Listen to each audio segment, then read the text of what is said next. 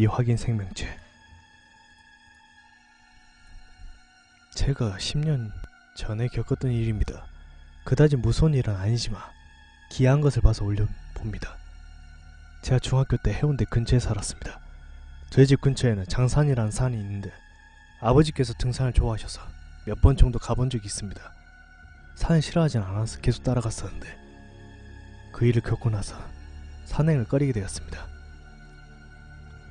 초여름이었을 것입니다. 일요일 새벽 아버지와 함께 산에 올랐습니다. 마고당을 지날 때쯤에 뒤에서 하얀 옷을 입은 사람이 빠른 속도로 달려와서 저를 밀치고 지나갔습니다. 다행히 넘어지진 않았지만 순식간에 일어난 일이라 어안이 벙벙했습니다. 아버지께서는 다른 곳을 보고 계셔서 못 보셨다고 하십니다. 그리고 계속 산을 오르는데 뭔가 시선이 느껴져서 뒤를 돌아보았습니다. 저 멀리서 하얀 털옷을 입은 사람이 바위 뒤에서 절 바라보고 있었습니다. 자세히 보이지 않았지만 한여름에 털옷을 입고 있어서 이상한 사람으로 생각했습니다. 그런데 그 사람이 바위에서 나와서 다가오는데 불현듯 아까 절 밀치고 간 사람이 아닐까 생각이 들었습니다. 못 사겠습니다. 가는 길에 외길이라 돌아올 수 없었을 텐데. 순간 그 사람이 내 발로 달립니다. 그리고 저를 덮치는데 엄청난 속도로 달려옵니다. 두 눈을 찔끔 감으며 비명을 질렀습니다. 살짝 눈을 뜨니 그 사람은 없었습니다. 앞서 가던 아버지께서 무슨 일이라며 걱정스럽게 쳐다보았는데 아무래도 아버지께서는 못 보신 것 같았습니다. 사람인지 짐승인지 모르겠습니다. 털옷이라고 생각했는데 달려올 때 보니까 아예 털 같기도 했고 무엇보다 얼굴이 이상하게도 희미하게 보이지 않았습니다. 마치 이목구비가 없는 것처럼. 주변 친구들에게 이야기를 해봤지만 아직까지도 저 이외에는 장산에서 그걸 본 사람은 없는 것 같았습니다. 그리고 두 번째, 36살이나 먹은 아줌마가 이런 이야기 한다는 게 왠지 부끄럽기도 하지만 오랜 시간이 지난 지금도 잊혀지지 않는 일이라서 이야기해봅니다.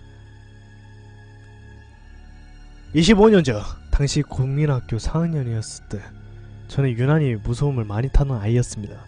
제가 다녔던 부산시 북구에 있는 별별 국민학교 뒤에는 커다란 산이 있었습니다.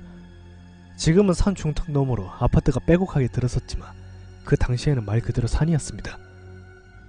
교문에서 바라보며 산자락 속에서 학교가 있는 듯이 보였습니다. 산 중턱에서는 멀리서 보이는 커다란 당산나무도 있었습니다. 4학년 2학기 어느 날이었습니다. 아침부터 안개비가 내려 쌀쌀하게 느껴지던 아침 조회 시간, 준비물을 챙겨오다가 분명히 가방에 넣었던 철가루가 없어서 당황했습니다. 당시에는 자연이라는 과학이 있었는데 철가루를 책받침에 올려두고 그 아래에서 자석을 움직이게 해서 철가루의 움직임을 관찰하는 실험을 하는 날이었습니다. 시계를 보니 수업 시작까지는 시간이 아직 남아있어서 교문 바로 옆에 있는 매점으로 우산도 쓰지 않고 텅 빈 운동장을 가로질러 뛰어갔습니다. 철가루를 손에 쥐었을 때 이미 수업 시작 종이 울렸고 종소리에 놀라 뒤돌아서는 순간 무엇인가에 이끌리듯 산 중턱 위쪽에서 시선이 고정되었습니다. 처음에는 흰 옷을 입은 사람이 산을 오른다고 생각했습니다. 사람이 어떻게 빨리 산을 오를 수 있나 싶을 정도로 엄청난 속도로 산을 오르고 있었습니다. 더 이상한 것은 산마루 쪽에는 안개인지 비구름인지가 서려있는 흐린 시야 속에서 그 흰 물체는 신기할 정도로 선명하게 보였습니다. 머릿속은 수업 시작이 되었는데 빨리 들어가야 되는데 선생님들한테 꾸지람 들을 텐데 이런 생각으로 가득 찼지만 몸이 움직이지 않았습니다. 멍하니 쳐다보는데 잘 보니 그 흰 물체는 두 발로 오르는 게 아니었습니다. 사람이라면 기어서 올라가고 있었다고 표현할 수가 있을까요? 우습다 생각할지도 몰라도 제가 본 걸 다시 말씀드리면 그것은 머리끝부터 발끝까지 하얀색이었는데 옷이 아니라 왠지 털들이 휘날리는 것처럼 보였습니다. 그래 흰 물체가 네 발로 산으로 오르고 있었습니다. 어렸지만 사람은 불가능한 자세다. 아니 사람이 아닌 것 같다. 그런 생각이 들었습니다. 공포감이 스멀스멀 피어오른다는 표현이 정확한 표현이라는 것도 알았습니다. 발은 운동장에 잠기는 듯 했고 몸은 움직일 수가 없었습니다.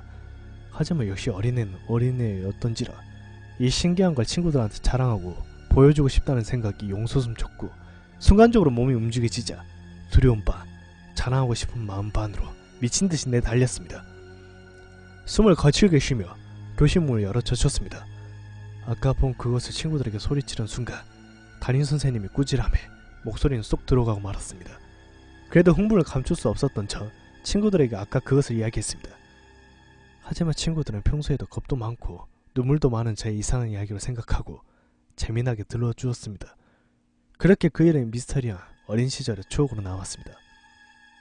아니, 남을 뻔했습니다. 10년 전 아이러브 스쿨이라는 사이트가 한창 인기를 끌던 시기가 있었습니다.